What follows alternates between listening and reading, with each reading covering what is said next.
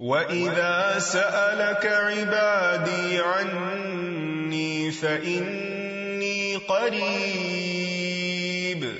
أُجِيبُ دَعْوَةَ الدَّاعِ إِذَا دَعَانِ فَلْيَسْتَجِيبُوا لِي وَلْيُؤْمِنُوا بِي لَعَلَّهُمْ يَرْشُدُونَ. نحمده ونصلي على رسوله الكريم، اما بعد فاعوذ باللہ من الشیطان الرجیم، بسم اللہ الرحمن الرحیم، رب اشرح لی صدری ویسر لی امری واحلل عقدۃ من لسانی یفقہوا قولی.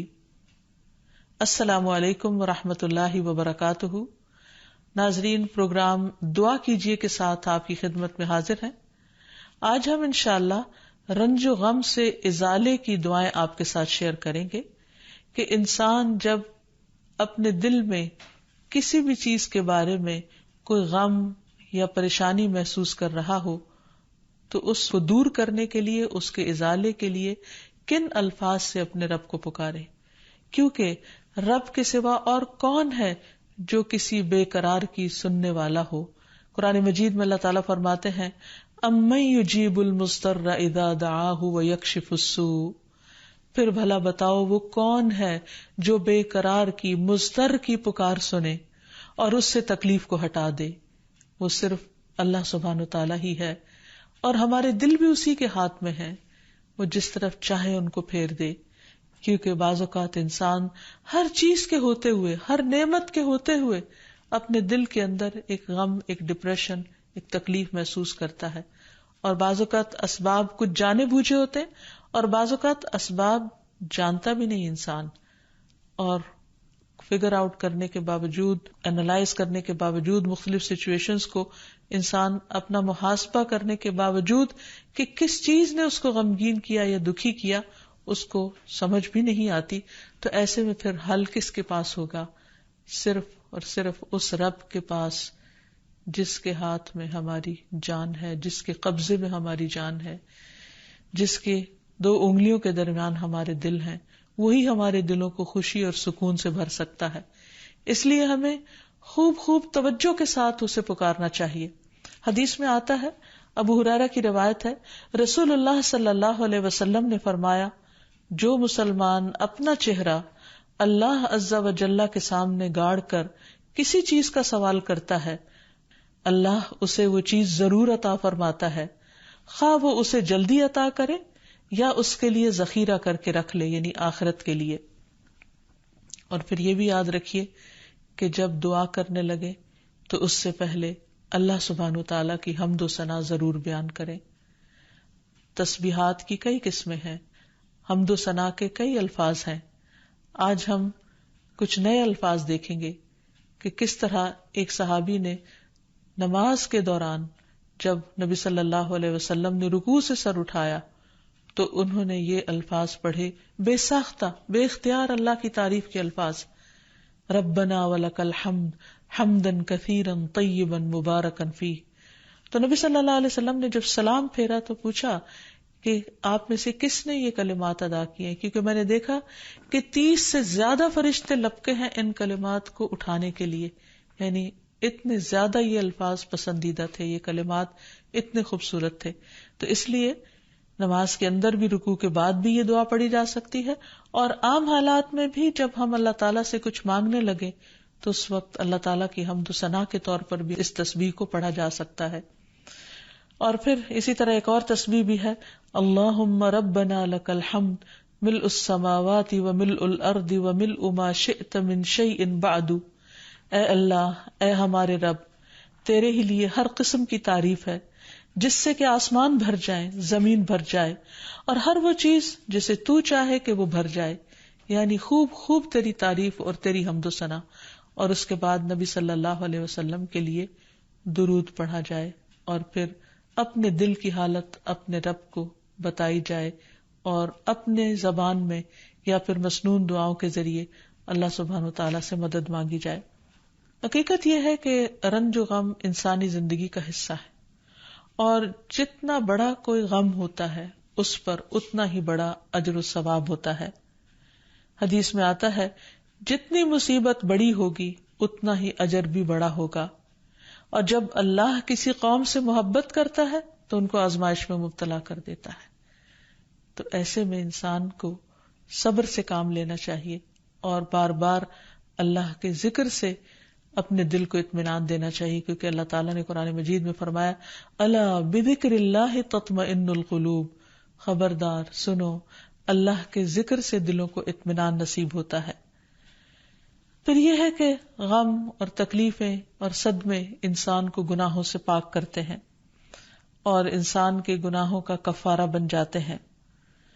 ام سلمہ رضی اللہ عنہا سے مروی ہے، وہ کہتی ہے کہ میں نے رسول اللہ صلی اللہ علیہ وسلم کو فرماتے ہوئے سنا، جب اللہ تعالیٰ بندے کو کسی مصیبت کے ساتھ آزماتا ہے اور وہ اپنی حالت اور کیفیت کی بنا پر اسے ناپسند کرتا ہے تو اللہ تعالیٰ اس تکلیف کو اس کے گناہوں کا کفارہ اور اسے پاک کرنے کا سبب بنا دیتے ہیں، جب تک کہ وہ لاحق ہونے والی بیماری سے شفا حاصل کرنے کے لیے اسے اللہ عز و جل کے علاوہ کسی اور کے در پہ پیش نہیں کرتا یا اسے دور کرنے کے لیے غیر اللہ کو نہیں پکارتا.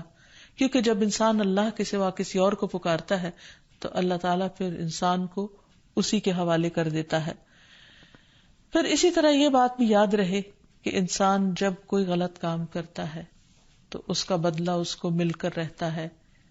ہاں یہ الگ بات ہے کہ اللہ تعالیٰ معاف کر دے. اس سلسلے میں حضرت ابوبکر رضی اللہ تعالیٰ عنہ سے ایک حدیث مروی ہے، وہ کہتے ہیں کہ اے اللہ کے رسول صلی اللہ علیہ وسلم، اس آیت کے بعد درستگی کیسے ہو سکتی ہے، ہماری جان کیسے چھوٹ سکتی ہے کہ لیس بامانیکم ولا امانی اہل الکتاب من یعمل سوءا یجز بہ ولا یجد لہ من دون اللہ ولیا ولا نصیرا، کہ نجات کا دار و مدار نہ تمہاری آرزوؤں پر ہے اور نہ اہل کتاب کی آرزوؤں پر. جو بھی برے کام کرے گا اس کی سزا پائے گا اور اللہ کے سوا کسی کو اپنا حامی و مددگار نہ پائے گا.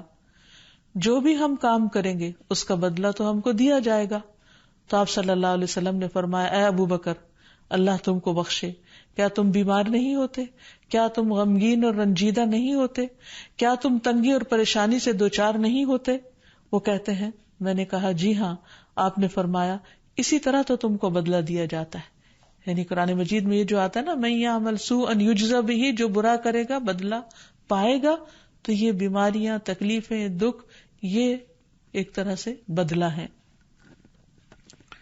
پھر یہ یاد رکھیے کہ انسان پر جب بھی کوئی غم یا تکلیف یا پریشانی آئے تو وہ اپنے غم کا حال اپنے رب کو سنائے. جیسا کہ یعقوب علیہ السلام یوسف علیہ السلام کی جدائی میں جب کرب اور تکلیف میں مبتلا ہوتے تو وہ اپنے غم کی داستان اپنے رب کو سناتے.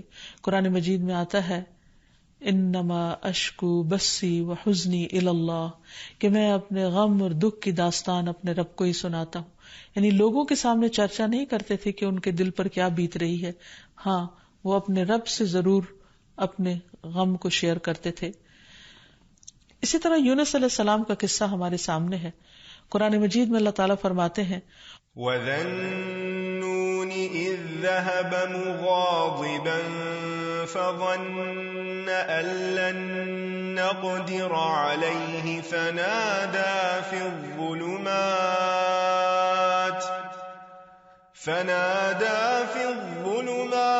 أَن لَّا إِلَٰهَ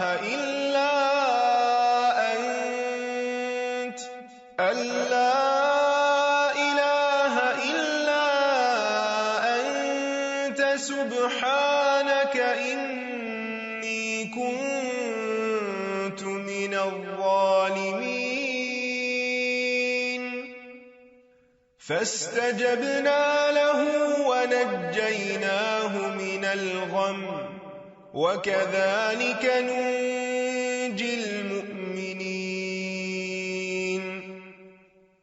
اور مچھلی والے کو جب وہ غصے سے بھرا ہوا چلا گیا، بس اس نے سمجھا کہ ہم اس پر گرفت تنگ نہ کریں گے، تو اس نے اندھیروں میں پکارا کہ تیرے سوا کوئی معبود نہیں، تو پاک ہے، یقیناً میں ظلم کرنے والوں میں سے ہوں. تو ہم نے اس کی دعا قبول کی اور اسے غم سے نجات دی، اور اسی طرح ہم ایمان لانے والوں کو نجات دیتے ہیں. یعنی جس طرح یونس علیہ السلام کو اس کلمے کی بدولت غم سے نجات دی، تو اللہ تعالیٰ کا وعدہ ہے کہ باقی اہل ایمان کو بھی ہم غم سے نجات دیں گے اسی کلمے کی برکت سے۔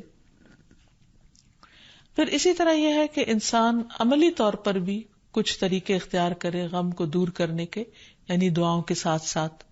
اس میں سب سے پہلی بات تو یہ کہ انسان جب اس سے کوئی چیز کھو جائے، کوئی انسان فوت ہو جائے، تو اسے اللہ تعالیٰ کا فیصلہ سمجھ کر قبول کرے کہ ایسا تو ہونا تھا، کیونکہ دنیا میں کوئی بھی چیز ہمیشہ کے لیے انسان کے پاس نہیں رہ سکتی۔ انسان کی صحت، اس کی اولاد، اس کا مال و دولت، اس سے ملنے والے بے شمار نعمتیں، یہ اللہ تعالیٰ کی طرف سے ایک امانت ہے، اور اپنا وقت پورا کرنے کے بعد ایک چیز رخصت ہوتی چلی جاتی۔ کوئی بھی چیز انسان کے پاس ہمیشہ نہیں رہ سکتی، اور دس از اے فیکٹ، یہ ایک یقینی بات ہے، اس پر انسان کا ایمان ہونا چاہیے۔ اور جب اللہ تعالیٰ کوئی چیز دے تو انسان شکر ادا کرے، اور جب کوئی چیز لے لے تو سمجھے کہ اب اللہ تعالیٰ نے اپنی نعمت واپس لے لی اور اس پر مجھے جزا فضا کرنے کا کوئی حق نہیں ہے۔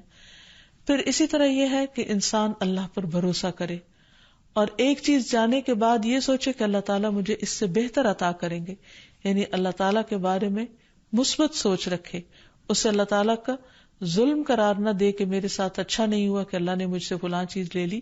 نہیں، نبی صلی اللہ علیہ وسلم نے حضرت ام سلمہ کو یہ دعا سکھائی تھی، اللہم اجرنی فی مصیبتی واخلف لی خیرا منہا، جب ان کے شوہر ابو سلمہ کا انتقال ہوا تھا کہ اللہ مجھے اس مصیبت میں اجر عطا کر اور مجھے اس سے بہتر چیز عطا کر، اور بعد میں ان کا نکاح نبی صلی اللہ علیہ وسلم کے ساتھ ہوا۔ پھر اسی طرح یہ ہے کہ جو شخص اللہ تعالیٰ کے فیصلوں پر راضی ہو جاتا ہے، اللہ تعالیٰ بھی اس سے راضی ہوتا ہے، تو اس لیے تکلیف آنے پر بھی انسان کو الحمدللہ کہنا چاہیے کہ اللہ تیرا شکر ہے، یعنی میں ہر حال میں تجھ سے راضی ہوں۔ نبی صلی اللہ علیہ وسلم پر کوئی تکلیف یا رنج و غم کی کیفیت آتی تو آپ فرماتے الحمدللہ علی کل حال، میں ہر حال میں اللہ تعالیٰ کا شکر ادا کرتا ہوں۔ پھر اسی طرح یہ ہے کہ انسان کثرت سے تسبیح کرے، کیونکہ تسبیح کرنا انسان کے رنج و غم کو دور کر دیتا ہے۔ وَلَقَدْ نَعْلَمُ أَنَّكَ يَضِيقُ صَدْرُكَ بِمَا يَقُولُونَ فَسَبِّحْ بِحَمْدِ رَبِّكَ وَكُن مِّنَ السَّاجِدِينَ وَاعْبُدْ رَبَّكَ حَتَّى يَأْتِيَكَ الْيَقِينُ۔ اور بلا شبہ یقیناً ہم جانتے ہیں کہ بے شک آپ کا سینہ اس سے تنگ ہوتا ہے جو وہ کہتے ہیں، یعنی لوگوں کے باتیں بنانے پر آپ تنگ ہوتے ہیں، بس اپنے رب کی حمد کے ساتھ تسبیح کیجیے اور سجدہ کرنے والوں میں سے ہو جائیے، اور اپنے رب کی عبادت کیجیے یہاں تک کہ آپ کے پاس یقین آ جائے، یعنی وفات کا وقت آ جائے۔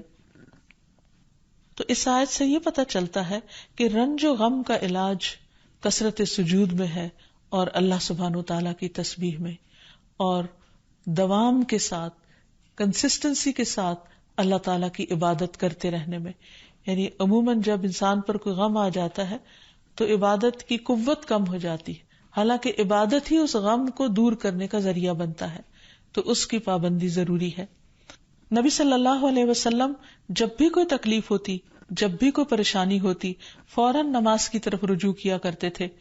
فرض نماز کے علاوہ نوافل سے بھی مدد لینی چاہیے، یعنی اللہ سبحانہ وتعالیٰ کے حضور سجدے میں پڑ جانا چاہیے تاکہ انسان کی پریشانی دور ہو جائے۔ پھر اسی طرح انسان صبر سے کام لے۔ اللہ تعالیٰ فرماتے ہیں وَاصْبِرْ وَمَا صَبْرُكَ إِلَّا بِاللَّهِ، صبر کیجئے اور آپ کا صبر اللہ ہی کی توفیق سے ہے، یعنی جو شخص صبر کرتا ہے اللہ تعالیٰ اس کو پھر صبر عطا کر دیتا ہے۔ پھر اسی طرح یہ ہے کہ انسان زبان سے برے الفاظ ادا نہ کرے۔ آپ صلی اللہ علیہ وسلم نے اپنے بیٹے ابراہیم کی وفات پر آنسو تو بہائے، لیکن زبان سے کوئی ایسا جملہ نہیں نکالا جو اللہ تعالیٰ کو ناراض کرے۔ آپ نے فرمایا آنکھ روتی ہے، دل غمگین ہوتا ہے، مگر ہم وہی بات کہتے ہیں جس سے ہمارا رب راضی ہے۔ اے ابراہیم، ہم تمہاری جدائی کے سبب غمگین ہیں، یعنی ہمیں دکھ ضرور ہے لیکن زبان سے کوئی ایسی بات نہیں کریں گے جو اللہ تعالیٰ کو ناراض کرنے والی ہو۔ پھر اسی طرح انسان جزا فضا نہ کرے بلکہ اللہ تعالیٰ کا ذکر کرے، کیونکہ انسان زبان سے اگر ایسی باتیں نکالے بھی جو اللہ تعالیٰ کو ناراض کرنے والی ہے، تو اس سے انسان کے غم کا ازالہ نہیں ہو سکتا. اور پھر سب سے بڑی بات یہ کہ انسان آخرت کا غم خود کو لگا لے، کیونکہ جو شخص آخرت کے غم میں مبتلا ہو جاتا ہے اس کے لیے دنیا کے غم بہت آسان ہو جاتے ہیں. اور ساتھ ساتھ دعاؤں کے ذریعے اللہ تعالیٰ سے مدد لیتا رہے تاکہ غموں کو نبھانا آسان ہو جائے. نبی صلی اللہ علیہ وسلم کو جب کوئی غم پہنچتا یا کوئی پریشانی ہوتی تو آپ فرماتے یا حی یا قیوم برحمتک استغیث، اے زندہ رہنے والے، اے قائم رہنے والے، تیری رحمت کے وسیلے سے فریاد کرتا ہوں، یا اللہ تو میرا غم دور کر دے. ایک اور مسنون دعا ہے، اللہم انی اعوذ بک من الہم والحزن والعجز والکسل والبخل والجبن ودلع الدین وغلبۃ الرجال. اے اللہ میں تیری پناہ مانگتا ہوں غم، عاجزی، سستی، بخل، بزدلی، قرضداری کے بوجھ اور ظالم کے اپنے اوپر غلبے سے. رسول اللہ صلی اللہ علیہ وسلم نے فرمایا، کیا میں تمہیں ایسی دعا نہ بتاؤں کہ جب کوئی رنج و غم اور الم میں مبتلا شخص اس کو پڑھے تو اس کی تکلیف دور ہو جائے؟